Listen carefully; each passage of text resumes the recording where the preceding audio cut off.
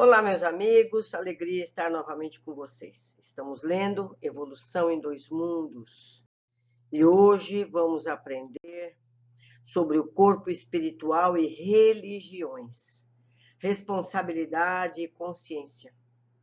À medida que a responsabilidade se lhes apossou do espírito, iluminou-se a consciência do homem. A centelha da razão convertera-se em chama divina. A inteligência humana entendeu a grandeza do universo e compreendeu a própria humildade, reconhecendo em suas entranhas a ideia inalienável de Deus. Conduzindo-se então de modo racional, experimentou profundas transformações.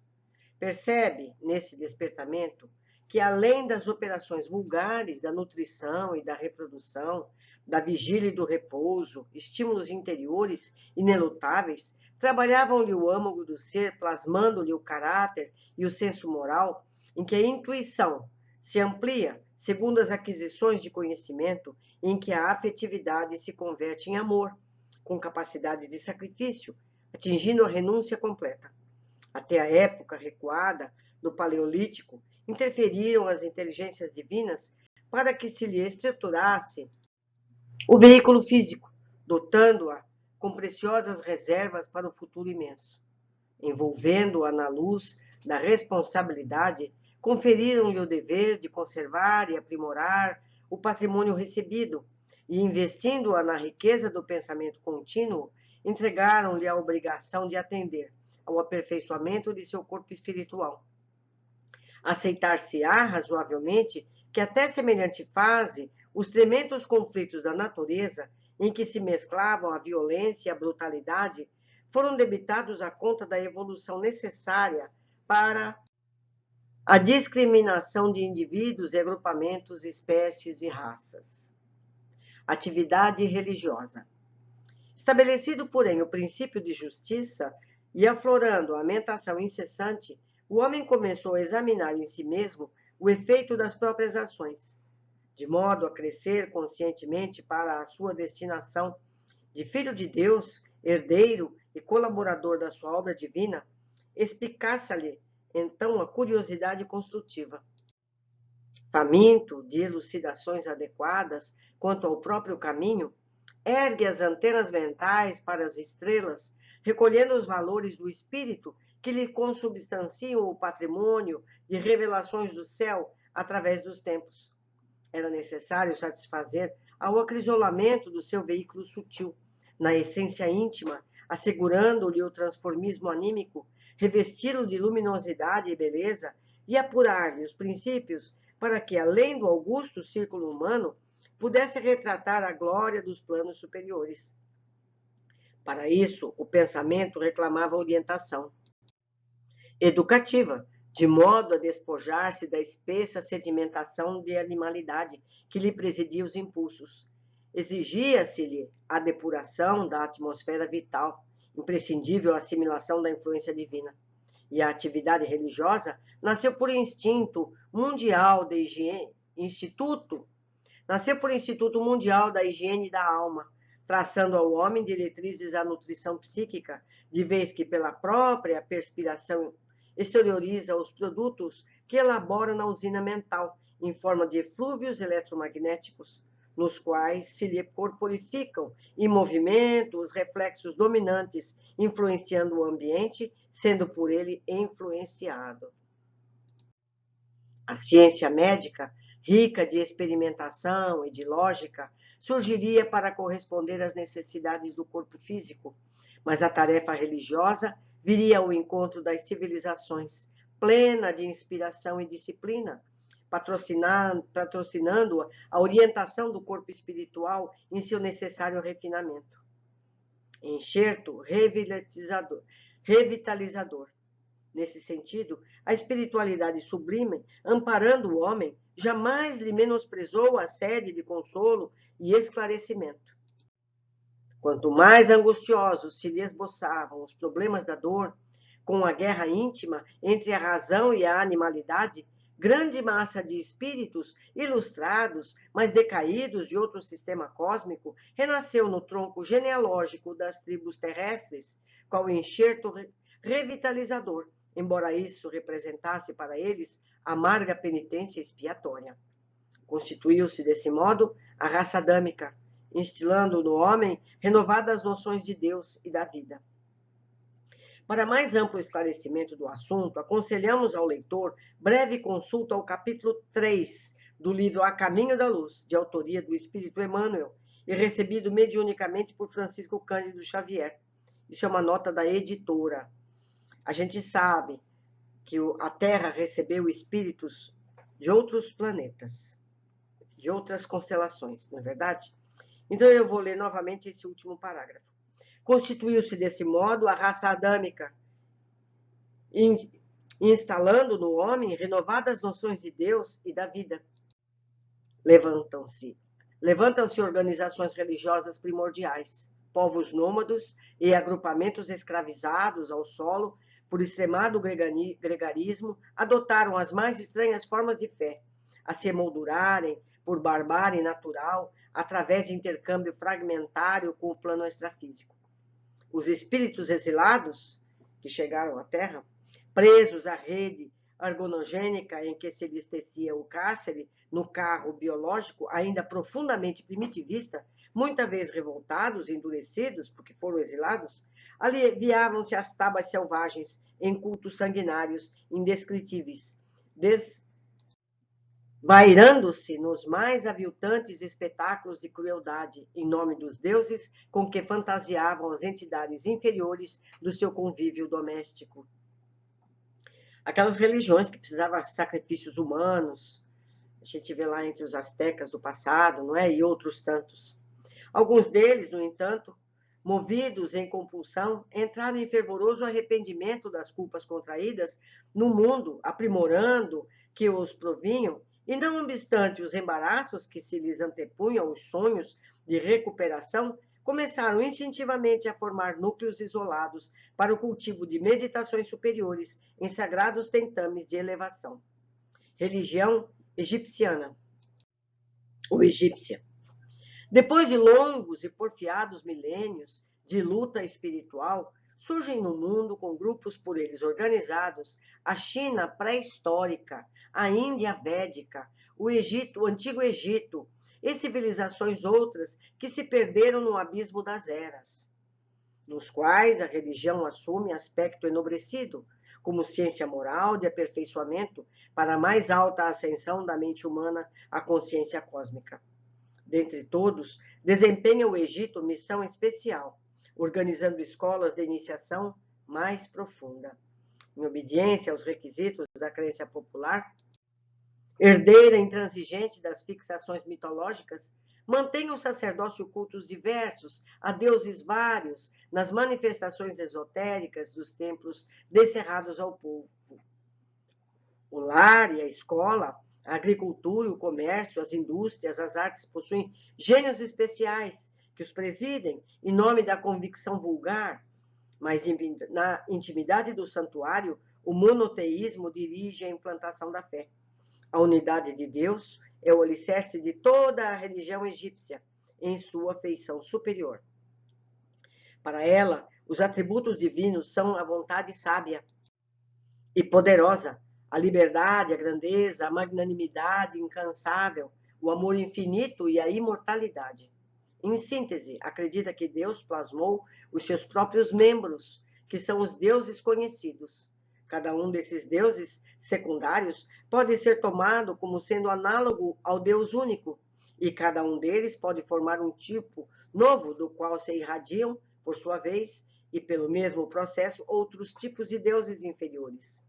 Claro está que essa argumentação teológica, distanciada de mais altos roteiros da evolução, imaginava erroneamente potenciais espirituais centralizados no Criador excelso, quando só Deus tem a faculdade de verdadeiramente criar, mas o conceito expressa, em sentido lato, a solidariedade constante e inevitável que existe em todas as vidas, de que se constitui a família do Supremo Senhor em todo o universo. Missão de Moisés. Os padres tebanos conheciam de maneira preciosa a evidência do corpo espiritual, que pode exteriorizar-se de cada criatura para ações úteis ou criminosas. Cultivam a mediunidade em grau avançado, atendem a complexas aplicações do magnetismo, traçam disciplinas à vida íntima e comunicam-se com os desencarnados de modo iniludível, consagrando-se-lhes reverência especial. Nesse campo de conhecimento mais nobre, reencarna-se Moisés, como missionário da renovação, para dar à mente do povo a concepção do Deus único, transferindo-a dos recintos iniciáticos para a praça pública. Entretanto, porque a evolução dos princípios religiosos implica sempre em levantamento dos costumes, com a elevação da alma, o desbravador enfrenta batalhas terríveis do pensamento, acomodado nos circuitos de tradição em que as classes se exploram mutuamente, agravando assim os próprios compromissos, para, afinal, receber os fundamentos da lei no Sinai. São os 10 mandamentos. Desde essa hora, o conhecimento religioso, baseado na justiça cósmica, generaliza-se no âmago das nações, porquanto, através da mensagem de Moisés, informa-se o homem comum de que, perante Deus, o Senhor do universo e da vida, é obrigado a respeitar o direito dos semelhantes, para que seja igualmente respeitado, reconhecendo que ele e o próximo são irmãos entre si, filhos de um Pai único.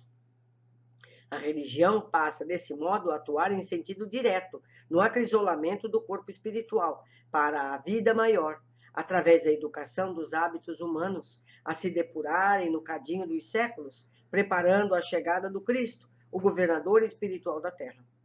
As ideias da justiça e da solidariedade, dos deveres coletivos e individuais, com a higiene do corpo, da mente, atingem ampla divulgação.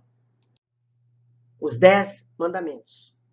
Os 10 mandamentos, recebidos mediunicamente pelo profeta, brilham ainda hoje por alicerce de luz na edificação do direito dentro da ordem social. A palavra da esfera superior gravava a lei de causa e efeito para o homem, advertindo-o solenemente. Consagra amor ao Supremo Pai de bondade eterna, nele reconhecendo a tua divina origem. Precata-te contra os enganos do antropomorfismo, porque padronizar os atributos divinos absolutos pelos acanhados atributos humanos é cair em perigosas armadilhas da vaidade e do orgulho. Abstente de envolver o julgamento divino na estreiteza de teus julgamentos. Recorda o impositivo da meditação em teu favor e em benefício daqueles que te atendem na esfera de trabalho, para que possas assimilar com segurança os valores da experiência. Lembra-te de que a dívida para com os teus pais terrestres é sempre insolvável por tua natureza sublime. Responsabilizarás pelas vidas que deliberadamente extinguires. Foge de obscurecer ou conturbar o sentimento alheio, porque o cálculo delituoso emite ondas de força desorientada que voltarão sobre ti mesmo. Evita a propagação indébita, para que não te graves as próprias dívidas. Desterra dos teus lábios toda palavra dolosa, a fim de que não se transforme um dia em tropeço para os teus pés. Acautela-te contra a inveja e o despeito, a inconformação e o ciúme, aprendendo a conquistar alegria e tranquilidade ao preço do esforço próprio, porque os teus pensamentos te precedem os passos, plasmando-te hoje o caminho de amanhã. Jesus e a religião. Com Jesus, no entanto, a religião, como sistema educativo, alcança eminência inimaginável. Nem templos de pedra, nem rituais, nem hierarquias efêmeras, nem avanço ao poder humano. O mestre desaferrolha as arcas do conhecimento enobrecido e distribui-lhe os tesouros. Dirige-se aos homens simples de coração, curvados para a gleba do sofrimento, e ergue-lhes a cabeça trêmula para o céu. Aproxima-se de quantos desconhecem a sublimidade dos próprios destinos. Assopra-lhes a verdade vazada em amor, para que o sol da esperança lhes renasça no ser. Abraça os deserdados e fala-lhes da providência infinita. Reúne em torno da sua glória, que a humildade escondia, os velhos e os doentes, os cansados e os tristes, os pobres, os oprimidos, as mães sofredoras, as crianças abandonadas e entrega-lhes as bem-aventuranças celestes. Ensina que a felicidade não pode nascer das posses efêmeras, que se transferem de mão em mão, e sim da caridade, do entendimento, da modéstia e do trabalho, da tolerância e do perdão. Afirma-lhes que a casa de Deus está constituída por muitas moradas, nos mundos que enxameiam o firmamento, e que o homem deve nascer de novo para progredir na direção da sabedoria divina. Proclama que a morte não existe e que a criação é beleza, é segurança, alegria, é vitória em plena imortalidade. Pelas revelações com que vence a superstição e o crime, a violência e a perversidade, paga na cruz o imposto de extremo sacrifício aos preconceitos humanos, que lhe não perdoam a soberba, a soberana grandeza, mas reaparecendo redivivo para a mesma humanidade que o escarnecera e crucificara. Desvenda-lhe em novo cântico de humildade a excelsitude da vida eterna. Revivescência do cristianismo. Erige-se desde então o Evangelho em código de harmonia, inspirando o devotamento ao bem de todos, até o sacrifício voluntário, a fraternidade viva, o serviço infatigável aos semelhantes e o perdão sem limites. Iniciam-se em todo o orbe imensas alterações. A crueldade metódica cede lugar à compaixão. Os troféus sanguinolentos da guerra desertam dos santuários. A escravidão de homens livres é sacudida nos fundamentos para que se anule de vez. Levanta-se a mulher da condição de animalia para a dignidade humana. A filosofia e a ciência admitem a caridade no governo dos povos. O ideal da solidariedade pura começa a fulgir sobre a fronte do mundo. Moisés instala o princípio da justiça, coordenando a vida e influenciando-a de fora para dentro. Jesus inaugurou na terra o princípio do amor, a exteriorizar-se do coração de dentro para fora, trazendo-lhe a rota para Deus.